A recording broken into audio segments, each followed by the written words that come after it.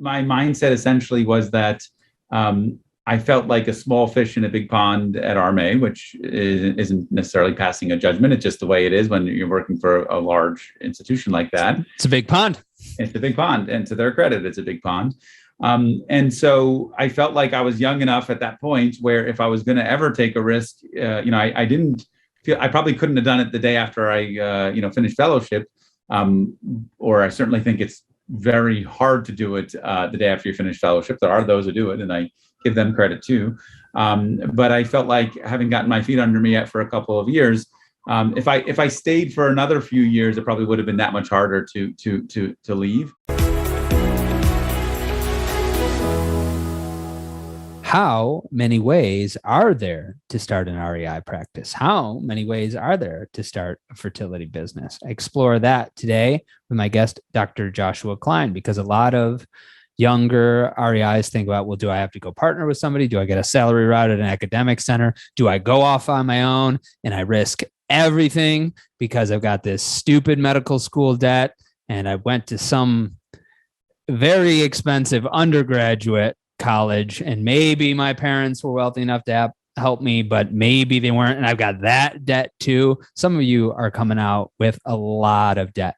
And so starting a venture, your own entrepreneurial venture, can seem pretty daunting. And so our guest today, Dr. Klein, talks about another possibility is finding other people with financial backing and starting your own endeavor as a piece of that. You won't be necessarily be a majority owner and own everything, but that's one way to do it. So we talk about that. We talk about the massive learning curve that you're going to go on. If you want to learn more about the business of fertility, whether you own it or not, it's drinking from a fire hose. So Dr. Klein talks about some of the things that he picked up and the challenges of managing people, a vision for an REI practice to start the whole thing of looking at fertility preservation is something that was underserved in the market.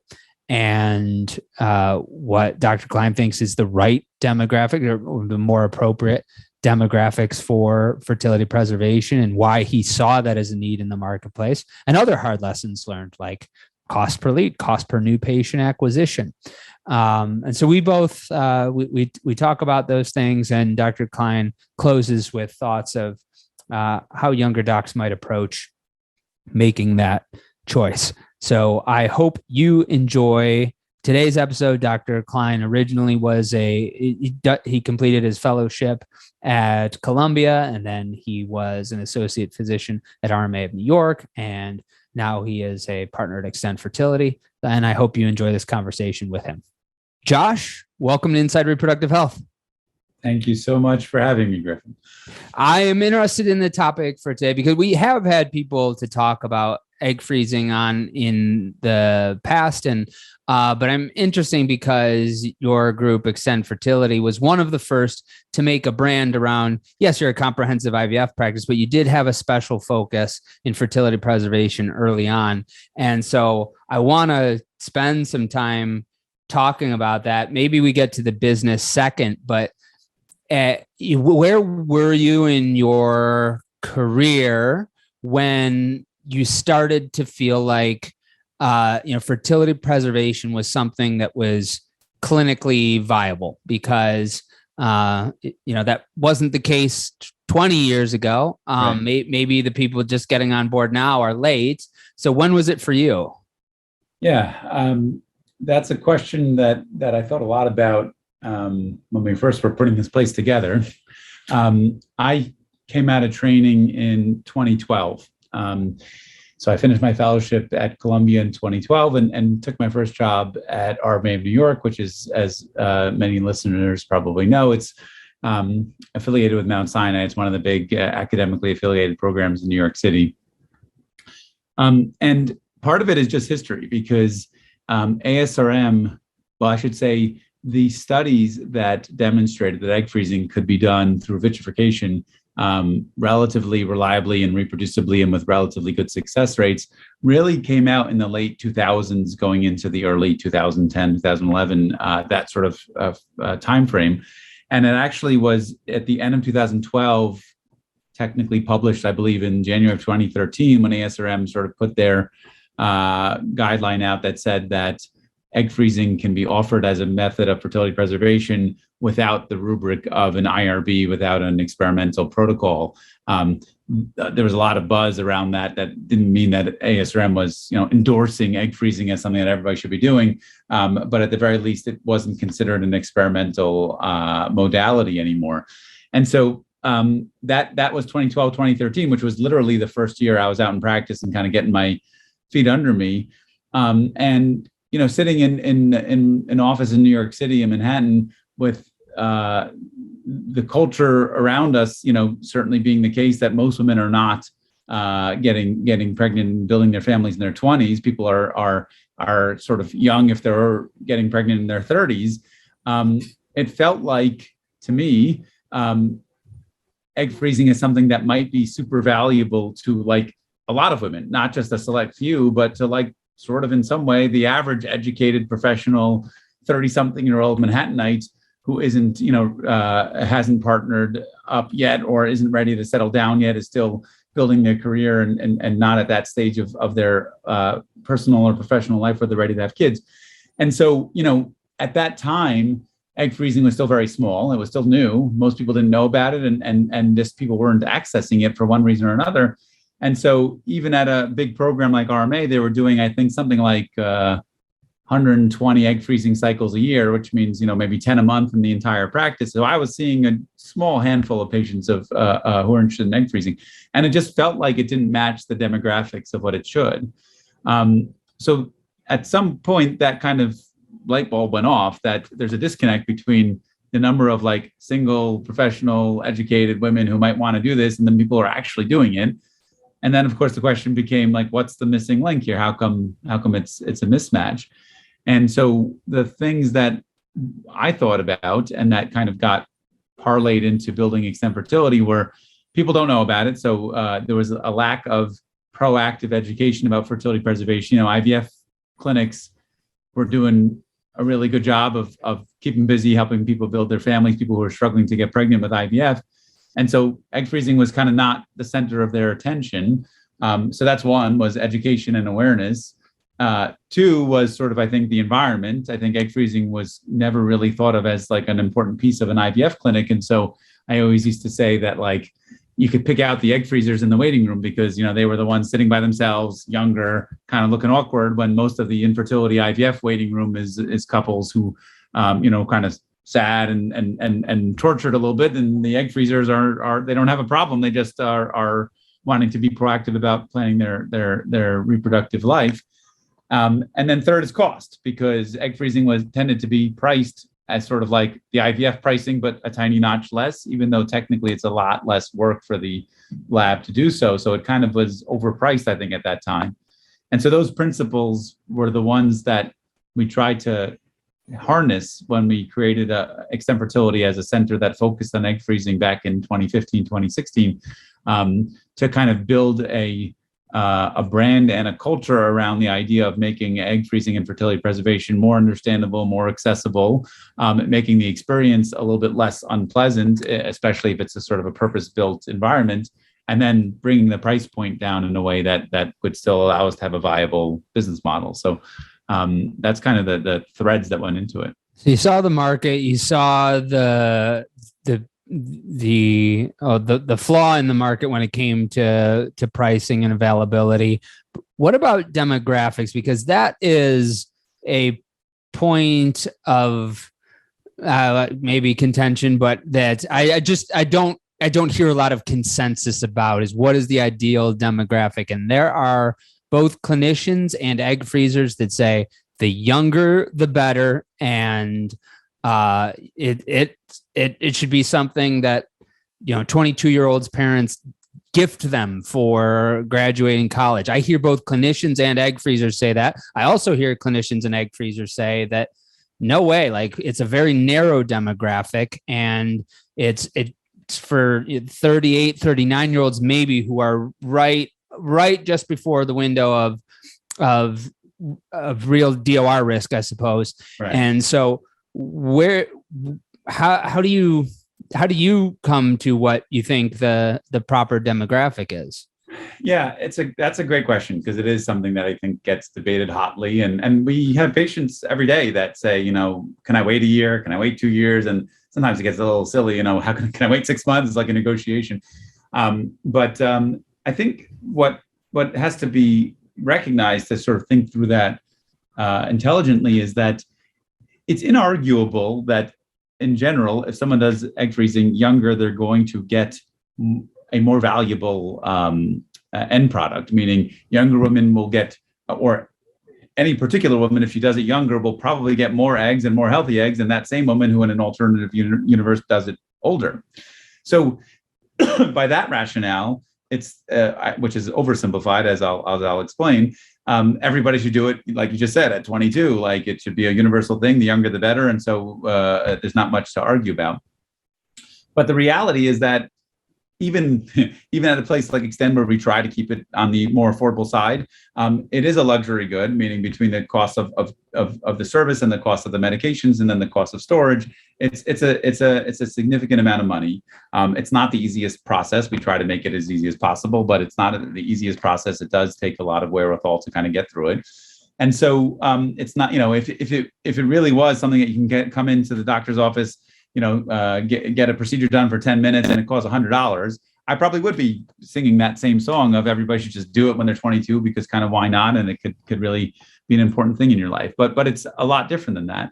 And so what I want to point out is that every year that passes that you don't do it is another year that you might not end up having to do it, right? Because if you're 25 and thinking about doing it, but you wait, and then by 28, you actually got married and then started your family naturally, then you won that gamble, right? Because you didn't have to do it, and now you may never have to do it because you're already getting your family started naturally, and so you kind of dodge that bullet, and you save the money, and you save the anxiety and the investment of time, energy, and resources to do it. And so in a certain way, waiting to do it longer makes sense, because the younger you are, the more likely you're going to end up starting your family in an easier way than egg freezing, if you just give it some time. And that's why I don't think that the 22-year-olds should be, unless there's a special situation, which I'll actually get to also in a moment. But for most average healthy women, 22 doesn't make sense, because you can afford to wait. Because if you do it when you're in your late 20s or early 30s, you'll still get a very good end product. And there's a large percentage of women who will, in fact, the majority of women who are thinking about it at 22, by the time they get to 30, they won't need it anymore. So I think we're overselling it if we're selling it to 22-year-olds. So that's something I think that isn't always articulated clearly, but that's a reason not to do it too early. Even though it's true, if you do it at 22 or do it at 30, you'll get more out of it at 22, but you might not need to do it at 30. And so a lot of times it makes sense to wait to sort of let your life unfold.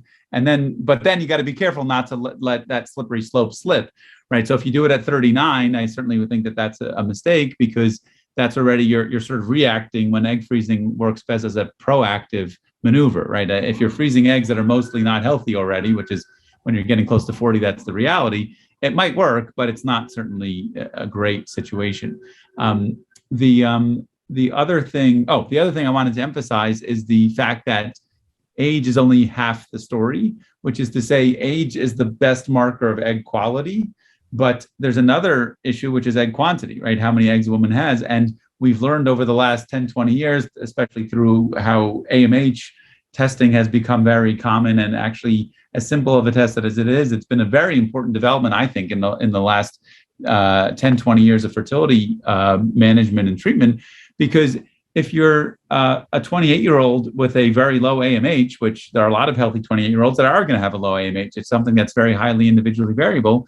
It will probably make a lot more sense of thinking about freezing eggs at that point. If you're a 28-year-old with a very great high AMH, you could say, okay, I'll wait a year, and that's not such a terrible decision. So I think that's another thing that's often overlooked, is it's not only about age. It's another dimension when it comes to egg freezing, which is your egg supply, your ovarian reserve. And AMH testing is so easy to get. It's almost a shame that, I believe that OBGYNs should just be doing it routinely. They do a lot of other health maintenance stuff that may or may not be helpful. And this is something that could be really useful. And I think slowly they are doing it more and more. But I think that's another dimension of the calculus that needs to be recognized, and that can help a woman who's trying to strategize to make that kind of decision is really useful to have.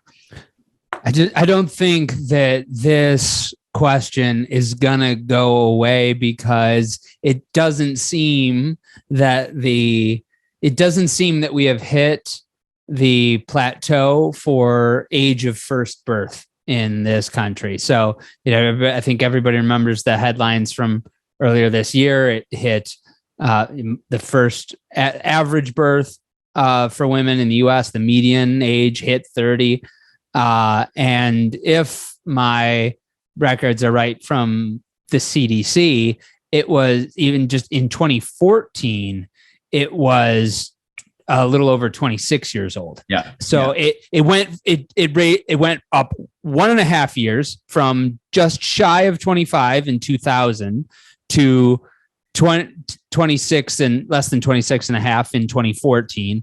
And then in 2022, it's 30. So, I suck at math, but I think most of the people listening can see the exponential growth. So I don't think that this is going away. What do you see in the marketplace? Do you see, peaks and valleys? What I wondered is, when you started in 2015 in New York, is like, okay, are we going to see this in Charlotte in 3 years, and then in Cleveland 2 years after that? And so talk to us about what you're seeing. Well, I think you're right. First of all, that this is still a moving target, and the market is still maturing.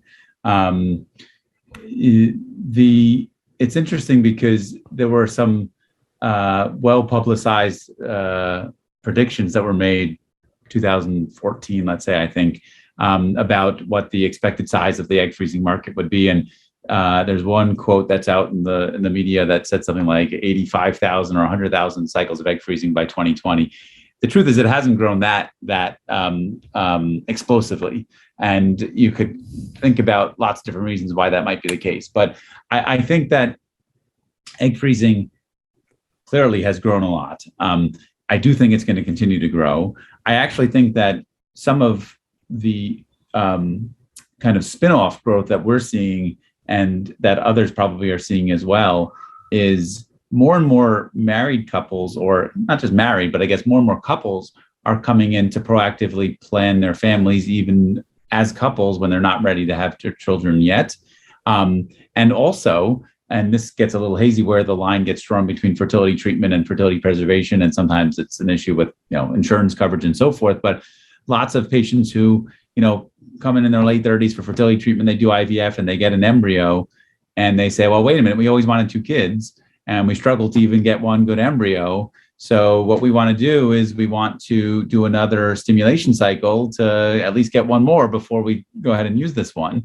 And that happens all the time these days, that people are trying to bank at least, not bank an inventory of embryos in some unreasonable way, but to put away 1 or 2 good embryos for the second baby if they're having their first baby in their late 30s or at 40, which is actually very logical. And so I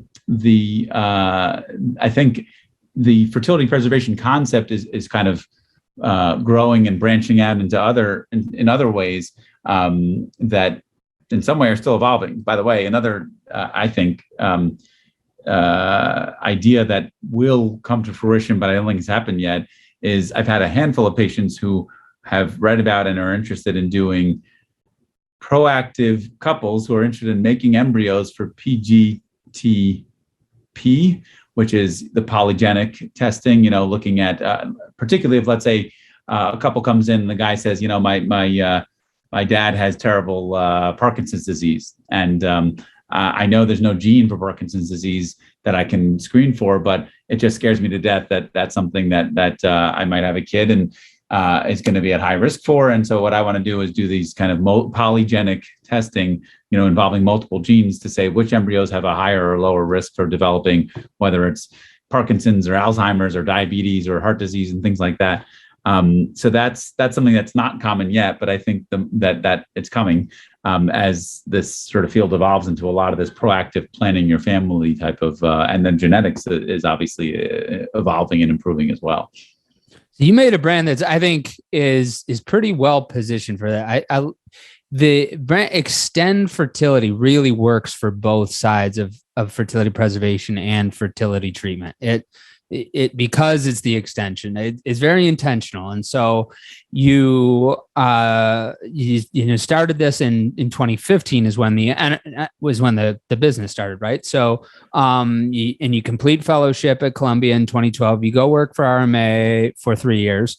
This is the point that a lot of the listeners are at. They're either just leaving fellowship or they're associate docs and they're thinking about the next step. You were at a place where you're at a great practice. You could pursue partnership there, or you could go off and do something risky.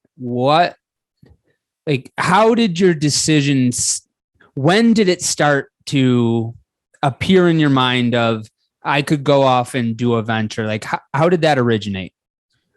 That's a great question. So, yeah, I mean, without getting, I guess, too personal, I have a lot of gratitude towards my years at RMA. I learned a lot, and it's a good place. I think that for me, I think that it was a hard decision. Let me just say that much. The truth is that when I started speaking to one of my associates, my business partners, who was interested in investing money, putting together investors to build out Extend Fertility. My original expectation is that I would sort of be some kind of consultant on the project and not actually do it myself. But as we kind of continued those conversations, and I got more enthusiastic and excited about the idea, and he got more enthusiastic about me actually getting in it. It took some time to warm to the idea, but I kind of got more excited about doing it myself. But it's scary, especially first job out of training. And I was fortunate to have, good training at large academic centers, at Ivy League institutions. And so I hadn't kind of been really out in the business world before then. But I think that my mindset essentially was that I felt like a small fish in a big pond at RMA, which isn't necessarily passing a judgment. It's just the way it is when you're working for a large institution like that. It's a big pond. It's a big pond. And to their credit, it's a big pond. And so I felt like I was young enough at that point where if I was going to ever take a risk, I didn't feel, I probably couldn't have done it the day after I, finished fellowship. Or I certainly think it's very hard to do it the day after you finish fellowship. There are those who do it, and I give them credit too. But I felt like having gotten my feet under me for a couple of years, if I stayed for another few years, it probably would have been that much harder to leave. Probably my income presumably would rise slowly, and so that the better you're doing, the more it make it attractive to stay. And so when you're young, you're just getting started. It's a little easier because you're not giving up so much. And so I don't know. I guess my thought process was basically I felt like this was a good idea, and at the end of the day, I felt like before I finished fellowship, before I started my professional career, I felt like I questioned, like everybody has self-doubt. I knew I was a bright kid, but like it's hard to see yourself doing what your teachers and mentors and superiors are doing. Like, could I really handle it? What when stuff gets kind of difficult, when there's an unhappy patient, and how do you deal with that? Or when you have some issue with like an inspection and there's regulatory stuff and hiring and firing and all that, it's very intimidating as a young, kind of medical trainee. But I think that what I started to realize was that the hard stuff is still hard when you get older, and everybody does their best to handle it.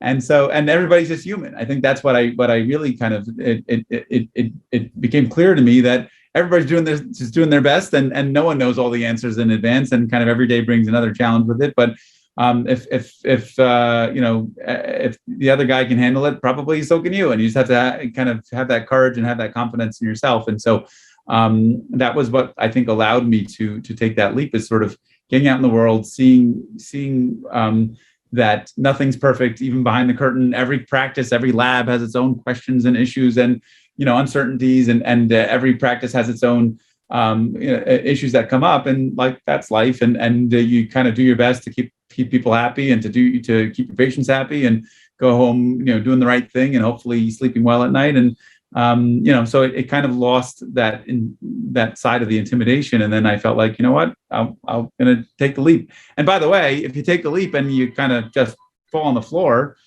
so you still have your training and you're kind of embarrassed probably, but you can get up and go get a job. And so, I felt like it's not, if you let that opportunity go when you're a young doc, it may not come back to you. But if you take it and you swing and miss, well, no one's going to fault you for taking the swing, I think. And your career isn't ruined just because you tried something that didn't work. So, and if you fall flat on your face and you're humble and self-aware enough, it will make you a better partner somewhere else. It absolutely will. As long as you are, and those are two big conditions. Not everybody is humble and self-aware, but but if you are, falling flat on your face can make you that much more valuable as a partner somewhere else, as if the case. And then, if you are successful, then you've done it long before most other people have. So in your view, what's harder, owning a business or residency? Apples and oranges, I guess. I mean, I think, well, the obvious answer, residency is harder because it's physically so demanding. And then you also have to kind of keep your mind sharp while you're literally exhausted. To be clear, and for the record, I'm a very small part owner of Extend, but I wouldn't call myself the owner of Extend because there's a lot of investor money that went into building this place out. And by the way, for the record, for the listenership here also, so I'm talking like a big shot. Oh yeah, I'm gonna go off my own and start something new. And I in some ways that's true, but I wasn't in a position to put up tons of my own capital because I didn't have it. And so I did start off with investor money, and I guess I had to earn their respect and their confidence to get that investor money. But I didn't find $5 million in my own pocket to put down and build out a lab and build out a program. So I didn't have that much courage or I guess wherewithal at that point. But having said that, there's no doubt that running a program is hard. And I think that the reason that that's true is because literally you feel stressed and responsible for like 1,000 different things that can come up, and every day something does come up. A lot of it's the people. The people is the hardest thing. Say hiring and firing, and that's the most blatant example. But people who are thinking of leaving, and people who are unhappy for X or Y or Z, and people who don't get along with each other, and they're both important pieces of your team, and you gotta help them get along somehow. And the day-to-day team building, team preserving is complicated, and there's no playbook, and you just got to do your best to sort of read people's emotions and feelings and instincts, and that's obviously not easy. Also, the fact that you feel responsible for everything, and maybe I that's one of the things I have to continue to mature to kind of let go. But like a silly little example, there was someone who dropped off a gift bag for a patient who had a retrieval. Was it yesterday morning or 2 days ago? And somehow that gift bag disappeared, and it never got to the patient in their post-op. It was supposed to be like some snack. It was nothing. It was like some snacks and some, I don't know what, maybe a heating pad or something. And the person who dropped it off was obviously not happy because the patient was heard about it and they were expecting it. And I don't even know what happened. Somehow it never made the way. And so then was approached by the person who dropped it off because, of course, I'm kind of considered responsible for everything, and like, where can we figure it out? And then I'm asking at the security cameras, and the security camera wasn't focused or wasn't working. And then I'm asking in the lab, and it's just like, this is the last thing I want to be, working on is finding the snack bag. But like, who else am I gonna, I did get help and still not figured out. But the point is, like, from the littlest to the biggest things, you worry about it because you feel responsible for everything that happens under the four walls or under the roof. And so that's not an easy way to live. And my hair's a lot grayer than it was 5 years ago. That's for sure. But well, good news, Josh. That means you're not a sociopath. So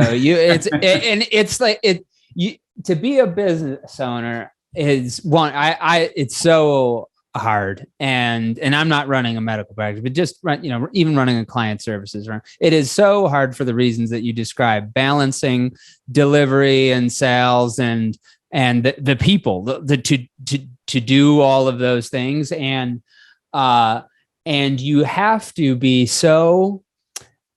you have to be receptive to people. You have to listen. And then there are other times where you have to forge ahead and say, okay, we're moving on. And so you have to be agreeable enough to listen, to not be a sociopath or a narcissist, but also not so agreeable that you're just, oh, okay, yeah, I guess that is too much work for you. Yeah, I guess the patient doesn't really need that. It's you have to walk a line that can be pretty heavy. It's funny the way you frame that, because I also think sort of tangentially, but it connects to, in my opinion, how to be a doctor with a good manner in terms of how you manage patients and make patient recommendations, in the sense that, especially with infertility, where most of our patients are, relatively young, relatively educated, lots of them are doing lots of Google research, and they're on the message boards, and they're talking to their friends and their sisters and whoever else that their doctor said you have to do this, or that doctor said that never should be done like that, or Google, says X, Y, and Z. So I think it's a really hard balance to strike. You always want to be open to hearing your patients' feedback or thoughts or questions or suggestions. If you're perceived as dismissive of their input, that's going to be the kiss of death. Patients hate that. But at the same time, and this is something that I've also learned and continue to learn, is that it's not healthy to just say, oh, you read about that, you want to try that, or your friend did this, so sure, we'll do that. Like, I think not only is it not good practice, but also you lose respect, and it's not a healthy dynamic with a patient if you're just willing to do whatever. And so, you have to really strike that balance of being open-minded, willing to discuss, but also firm when you know sort of what's right and what's wrong, and make sure that you express your opinions so that people know that you kind of have something that you kind of believe in, and that you're willing to draw boundaries and give firm recommendations. So anyway, tangential to the managing a practice, but I think it's the same skill set in a certain way, to be able to read people and allow them to see that you're willing to listen to them, but not kind of just. They're both examples of leadership. So the idea of partly being a physician is that you're meant to lead me as the patient. Yeah, like you have to listen to me in order to be able to lead me effectively. But at the end of it, you are not the pharmacist, and I am not the physician. You are the physician. I am the patient, and you have to be able to lead me. And the same is true in a business, and for not just fertility practice owners and other business owners in the fertility field who listen to this show, but all of us business owners across the market. I think the last year and a half, 2 years, have gotten unbalanced advice from, it's all been about the employee. Just go on LinkedIn and see. I haven't seen one post on frickin' LinkedIn sticking up for a business owner in 2 darn years. Everything is, and we deserve this too, and we also should have this, and we're finally making what we're worth. It's like, really, that's what you're worth is right now in the most unprecedented and inflated economy of all time? Like, is that house really worth $1.5 million? Okay, but then does that mean that that's what you're worth when there's a recession or the pendulum swings the other way? And for business owners, the advice has been, do whatever you can to retain, show that you care, show that, listen, give them what they're asking for. And in many cases, you do have to do that. It also has to be balanced with leadership and saying, this is where we're going, and holding people accountable. And many people the last 2 years, many of us have been afraid to hold people accountable, have been afraid to really, leverage leadership, because it's like, well, if I lose that person, we're already down 3 people. And, but it sure makes things worse, because then it becomes a cancer in the organization, and then nothing you do is good enough when you are listening, if you don't have the other side to balance and say, this is where the organization is going and we're all accountable to it. Right. Yep. It is not easy. I think it's probably as hard as it's ever been for the reasons that you're talking about. We all do appreciate our employees and our colleagues and genuinely, and they do deserve what they deserve. But yes, it can get out of hand pretty quickly if you don't set sort of some framework for what's reasonable, and that's not an easy thing to do. So other than like principles like that about people, just even like function, what are things about business that you knew nothing about when you started? Like I think now good advice for most people, unless they're 100 on the entrepreneurial spectrum, and by 100 I mean Mark Zuckerberg, I mean Elon Musk, I mean that type of person. But your average business owner might be like a 70 on that spectrum, and so I think for most people, unless they're the most extreme on the entrepreneurial spectrum, are better off going to work for someone first, learning as much as they possibly can, and then starting their own business if they still think that's a good idea. And I say that, and I believe that. At the same time, though, I know I wouldn't have even effing known what to look for in many cases. So what are some of those things where you're like, I didn't even know to look for that before before I managed to practice? I think, in a very fundamental way, I think one of the things that has become clear to me is that so much of business relies on assumptions that are necessarily loose. One of the things we struggled with, and I say struggled with, but that we learned along the way was, I mentioned earlier that when we started Extend, we wanted to push down the price point of egg freezing to help make it more accessible. This has been an ongoing debate that's still ongoing. What's a reasonable price for an egg freezing cycle? And even more, it might sound crazy, but what does it cost for us to deliver an egg freezing cycle? Because it's not simple math. There's fixed costs and there's variable costs. And so I think when I agreed to join Extend Fertility, and I had some really accomplished smart business people who joined as well, and we started kind of making decisions about how we're going to set things up in the framework.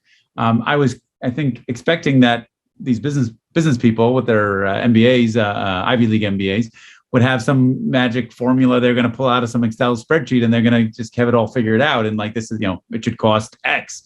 And as it turns out, they don't. At best, they say, well, let's assume that this year we're going to do this number of cycles, and let's assume we're going to have X number of embryologists and doctors, and obviously all the different things you have to put on paper.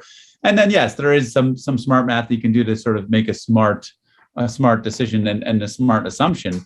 But I think that it was sort of a little bit disturbing about how much of business is done in a way that you just have to make thoughtful decisions based on as much available data, and often there isn't a lot of available data, and kind of just try it and see what happens, and then adjust along the way. So I think that I've learned a lot about business over the last number of years, and I've learned to respect people enormously for their successes in business. At the same time, I think my perception that there's this business secret book that you only get if you're a business person, and that doctors aren't privy to, that I think misconception has been, or I've been abused of that notion. So you kind of just have to get comfortable with saying, well, this is the best guess we're going to make, and let's go with it. So that's something I think that you only learn when you're on the other side and really see the books and know how some of those decisions are made with regards to the dollars and cents. That's one. I'd say another sort of big learning item for me was, I think when you're on the outside and thinking about a business from a financial perspective in a relatively unsophisticated way, you tend to think mostly about revenue and not about overhead. And you say, oh, well, they're doing 1,000 cycles of IVF, and every cycle is, they're getting $10,000, and so that's like, well, whatever that is, $10 million of revenue, and so like, it's $10 million, like they must be rolling in the dough. Except that you don't realize that like your annual rent, if you're in Manhattan, can be easily $1 million or more. And then you've got, $4 or $5 million of payroll for all of your people. And then you've got all of your equipment. And then you got like, et cetera, et cetera. Malpractice insurance. And all of a sudden, and the insurance, and not just malpractice and liability and the cyber insurance. And all of a sudden $10 million is not exactly a ton of money anymore, So I think that to the uninitiated, it's easy to see a business as a revenue entity, but it's not. It's a P&L entity, and there's so many more overhead items that you never dream of before you're kind of in it. And so I think that's something that I would definitely caution people to think about if they haven't gotten on the other side of the curtain yet. Is just you got to realize that delivering a product, and certainly a high quality product, and certainly a high touch service, highly regulated product like healthcare in America for fertility patients, is a very expensive thing to deliver. And it's not so easy to cut out a lot of these major expenses. And so, for full transparency, I kind of imagined we'd be able to push price points down a lot more than is realistic before I knew what goes into it. And so, what we charge for our services now is more than I thought we'd have to charge. But the reality is it's very expensive to deliver good quality care, or even mediocre quality care, let alone good quality care. And so don't forget the overhead. It's an important other. I remember the first time you did a budget. The first time we tried doing a budget was like, it's like, I don't know how much that's going to, like, before we launched the podcast, like, I don't know how much it is to do a podcast. Like, I don't know how much we're going to, and so it does take some expense tracking, which is different from budgeting. That helps you, that informs, but it's a lot easier for us to do a budget and forecasting. It's like, how the heck were we going to sales forecast in the beginning? I don't know. How many clients am I going to sell this year? Right, how many? Right.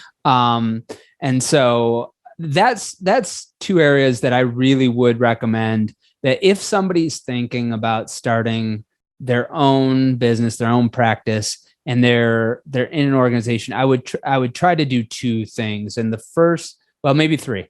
The first is see as much of the financials as you can. Some people do, like our firm is moving towards open book management, where we share that with our team. And maybe some places you can only see a piece of it. But David Sable recommended a book to me last year called How to Read a Financial Report. It's exactly what it sounds like. It's as interesting as reading New York State tax code, but it is. It's the basics, and it would be great if you could do that for your own practice, or even your own REI division if you're at an academic center, and to see what that is, to have some education of that. The second is to know the sales and marketing pipeline. How are people coming in? That is extremely important to know as deeply as you can. And the third is the human resources pipeline. How are we getting in retaining people? And those are three areas where I think it makes sense to really delve in, maybe even more than operations and delivery. I might even put those three areas ahead of operations and delivery in terms of priority of learning. What do you think? I think you're right, because that's kind of how you get to have a team that can do the things you want to do. And if you have that, then you figure out how to do, if you have the right team, you're going to do the things you want to do, the operations and delivery. But you can't get there without sort of getting your human resources figured out, without getting your sales and marketing figured out, so you have, a customer, and that you got your finances straight. So yeah, I think that's probably right. And by the way, the sales and marketing piece is also another thing. And I can reflect with our own experience at Extend. We opened and came into the market heavy on the egg freezing. Egg freezing is more so than, infertility treatment, an elective service line. It has less insurance coverage than IVF does. Even today, even with progeny and carrot and wind fertility, there's still only a very small percentage of women will have coverage for fertility preservation, and only a minority percentage of our patients have coverage. And And we were very aggressive with our marketing and our marketing spend early on, and we grew very fast. And so it was clear to us from the first couple of years of doing it that marketing works when it comes to egg freezing. The problem is that only actually works ultimately in the long run if you can spend money to get customers in a way that allows you to still have a profit margin on what you're charging for your service. Meaning, if you got to spend $5,000 on marketing for every customer that you're going to convert, every patient that you're going to convert, that may not be a viable business model because you're not charging enough to justify it. And so, how you're going to get your patients, the best way, of course, is when they show up. They word of mouth, but it's free. But the reality of fertility in the US right now, certainly in any major metropolitan area for sure, is that there's lots of competition and everybody's got an angle, and most practices, even the academic practices, are doing something on the sales and marketing. And so it's important to be realistic about the fact that stuff has to be done carefully, thoughtfully, and it costs money, and you have to keep track of how much money you're spending and what you're getting for those dollars. And once again, like, maybe I was way too naive, but this isn't stuff that I thought about. Figure, okay, just buy some Google ads and there's your marketing. And it's a lot more complicated than that, obviously. So that's definitely another area that I've learned a lot about over the last number of years. We're talking about lessons learned in owning a practice or owning a business in the fertility field, and things that you may want to learn how to do or learn about before you go and start your own venture. Another thing is some of the systems that are used. I know people that can give really good recommendations on the different EMRs they've shopped and the depth and scope of functions. But I would ask someone that that uses Engaged MD. If you don't use Engaged MD in your system, you're thinking, I want to open my own office within my own group, or I want to open my own practice. I want to go join somebody else and I want to be able to add something to it. Engaged MD is one of the surest bets that you can do, but you don't take my word for it. Ask someone that you know, because more than half of your colleagues are using Engaged MD, and more than half of your colleagues are extremely delighted with Engaged MD because they've got real informed consent. They don't have stacks of papers that people have to sign and then account for and then keep in a file cabinet somewhere. They have true informed consent from patients that have a module at their convenience, so that the staff isn't overburdened with questions that they don't need to be getting, that they can help the patient with the attention that needs to be devoted to that patient's case, because the rudimentary is covered. And now it's just what that patient is stuck on or what's unique to their case that the care team can focus their care on. That's what personalized care is. And more than half of your colleagues have seen the benefit from Engaged MD that way. So just reach out to any of them. Hey, guys, do you use Engaged MD? The people you went to fellowship with, people that you see at ASRM. Hey, do you use Engaged MD? What do you think? I hear Griff talk about it, but he doesn't own a practice. What do you guys think? And see what they say. But if you want that free workflow assessment, you want to see what other practices are doing, you want those insights that Engaged MD has, and you want to see how your practice stacks against that ideal workflow, then you go to engagedmd.com/Griffin. And you mentioned that you heard them on the show. You mentioned that you heard them from me. And then you're going to get that free workflow assessment. So ask somebody else. Don't take my word for it, but go to engagedmd.com/Griffin, or say you heard it on the show, say you heard it from me, so you can get that free work assessment for you. That's one of the biggest system wins that you could have right off the bat. And you can verify that just by asking people you already know. I hope you enjoy the rest of this episode about things you need to know for the fertility business you might start. I'm going to let you conclude on whatever topic you want to. But before that, because we have so many younger docs that listen, and they're thinking about, like, how do I choose who I'm going to work with? You chose your business partners, and they chose you. And so talk about how you did that. Well, I'd say I was probably luckier than I realized. The main business person that I partnered with is a wonderful guy named Michael Kahn, who's a private equity hedge fund guy.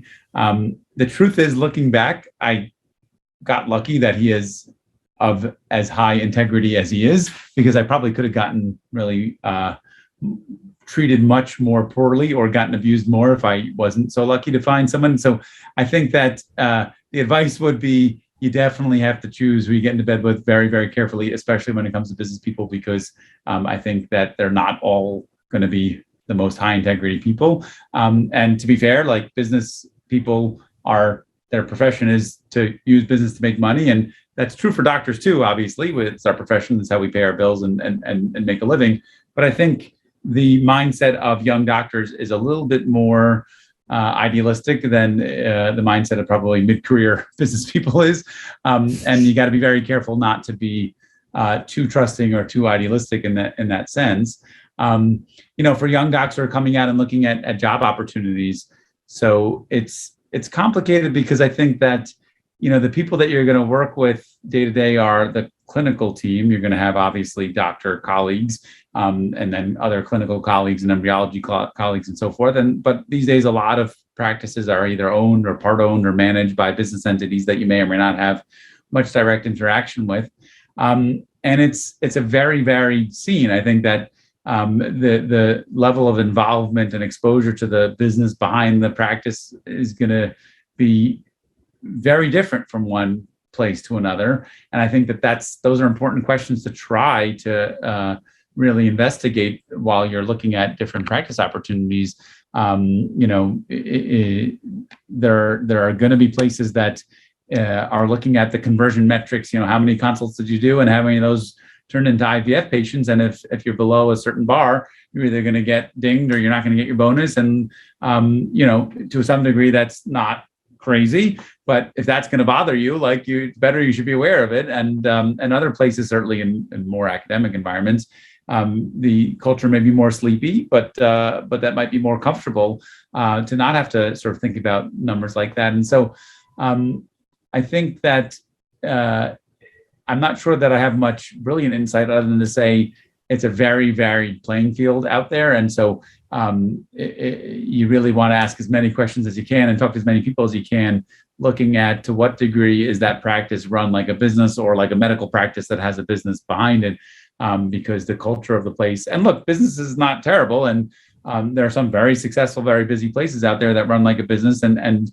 that patients are happy and the doctors are happy. And, that's not necessarily always the worst thing. But I think different doctors have very different priorities of how they want to practice medicine and what kind of lifestyle they're looking for. And it's going to be pretty different from one practice environment to another. And so just do as much investigation and homework as you can, because it is going to be very different from one opportunity to another. So that's for the homework. Let's conclude with the introspection and think about, because a lot of people listening are in the position of the 2012 Josh or Jane Klein, and maybe there's a couple different routes for that type of person, but some of them should stay at Columbia or wherever their academic center is, wherever they're doing fellowship, because they're going to be happy there, or at another one. Some of them should go on to be should just gobble until they're a bigger fish in the bigger pond that they end up with at someplace like an RMA or an RMA or wherever they end up. Some should go off on their own, and then there's other people still that it's like, oh, there's somebody that just started their own thing a couple years ago. I don't totally want to start my own thing. I don't feel like starting from zero, but there's also a lot of opportunity for me to help make this bigger. I want to go join the Josh Kleins out there. So there's a couple different options introspectively, and then this will be your final thought for the program. How should people decide what's best for them? That's a great question. I think that you can't have everything. I think that it's important to be realistic about the fact that if you're someone who is going to prioritize, maximizing income, then you're probably not going to get that at a pure academic program because you're going to be salaried, and usually that's not the culture. If you're someone who enjoys teaching, who enjoys having some abstracts at ASRM every year, going to conferences, then you're going to get that at a more academic program. It's going to be much harder. You're going to be sort of swimming upstream at a pure private practice. If you're someone who has, family or hobbies or outside interests that are very important to them, that you want to be out of the office by 5 p.m. every evening and not work weekends, that's going to be something that you want to take into account. And I think the bottom line is that there's no job probably that's going to let you be like the division chief and academically active, going to conferences every couple of months, and making a 7-figure income and not working weekends and being out of the office by 5 p.m. every month and every week, every day. So I think it's just a matter of, and again, no brilliant insight here, but you really just have to think about what are the things that are most important to you and your lifestyle, and money is important, but it really is not necessarily the most important. And so, make your list and then try to get as many of those things as you can, because you're just, it's like buying a house. You're just not going to get everything unless something's, you're, I guess, they're on an unlimited budget, but most people are going to have to pick and choose. And so just think seriously about what's going to make you happy in 5 years and 10 years, and then chase after those things. And maybe some of it will come along with it. You can be in a private practice and still be the research person who does put together some research abstracts every year. And that's fantastic. But as long as you are comfortable with the fact that that's kind of, if you can, you'll do it, but it may not happen, then you're being smart. So I think it's really a matter of triaging what is going to be highest priority for you in your career, and being honest with yourself about what's going to make you happy. And if you do that, you should be landing in a good place. And there's lots of good places. That's another comment, is that there's not one right job. I think there's a lot of ways to be happy. So we're in a good time. There's a lot of good going on. Well, if one of those routes makes sense to talk to you, as you say, talk to everybody, is that an offer you would extend? Totally an offer. See what I did there? That you would extend to the younger docs? They can reach out to you on LinkedIn. Yeah, if so, we will include that in the show notes. Definitely do. I think my journey's been an interesting one, and not the most common. Working at a big place, academic place, and then in New York, kind of co-founding my own place. And it's been a journey, and it's been a learning journey. And so I do think that I can give people guidance, or at least my personal, perspective. So I'd be happy to be available. Dr. Josh Klein, thank you for coming on Inside Reproductive Health. Thank you for having me. It's been my pleasure. You've been listening to the Inside Reproductive Health podcast with Griffin Jones. If you're ready to take action to make sure that your practice thrives beyond the revolutionary changes that are happening in our field and in society, visit fertilitybridge.com to begin the first piece of the fertility marketing system, the goal and competitive diagnostic. Thank you for listening to Inside Reproductive Health.